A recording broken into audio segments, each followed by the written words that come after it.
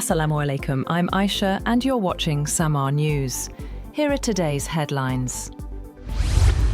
Pakistan and Afghanistan are heading to Turkey for a second round of crisis talks, scheduled for today. The ceasefire brokered by Qatar and Turkey last week has largely held, but the border remains closed, halting trade and leaving Afghan traders counting heavy losses. The Foreign Office says today's talks will largely focus on establishing a concrete and verifiable monitoring mechanism to curb terrorism emanating from Afghan soil toward Pakistan. The FO spokesperson called the ceasefire deal a key step for regional stability and urged Afghanistan to honour its commitments and prevent its soil from being used against Pakistan.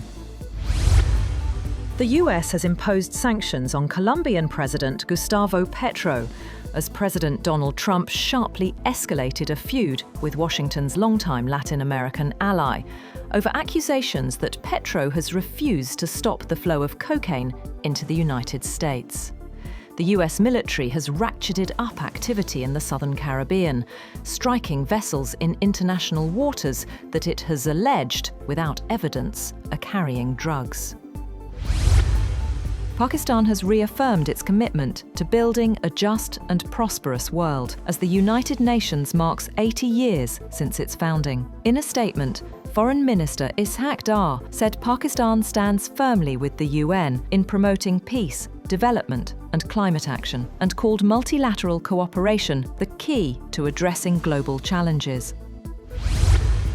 Venezuelan President Nicolás Maduro has accused the United States of fabricating a war, following Washington's decision to deploy the USS Gerald R. Ford, the world's largest aircraft carrier, towards the Caribbean.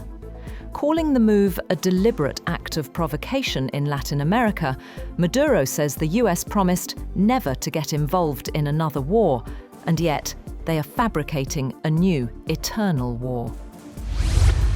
Russian President Vladimir Putin's aide Kirill Dmitriev has said that Moscow, Washington and Kiev are quite close to reaching a diplomatic breakthrough to end the ongoing war in Ukraine. Dmitriev insists that a summit between Putin and US President Donald Trump has not been cancelled, contrary to earlier statements from Trump.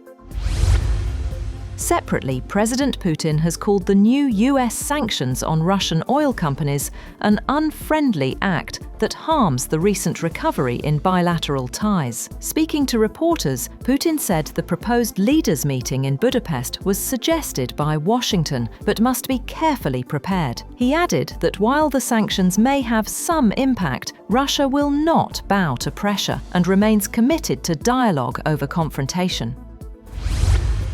Ukrainian President Volodymyr Zelensky has called on allies to impose full sanctions on Russian oil companies, its shadow fleet, and oil terminals to cut Moscow's war funding. He also urged allies in the coalition of the willing to boost Kyiv's long-range strike capabilities to pressure Moscow into negotiations. European Union leaders at the meeting agreed to support Ukraine's financial needs for the next 2 years, but delayed a decision on using frozen Russian assets. Moscow, meanwhile, warned of a painful response if its funds are seized.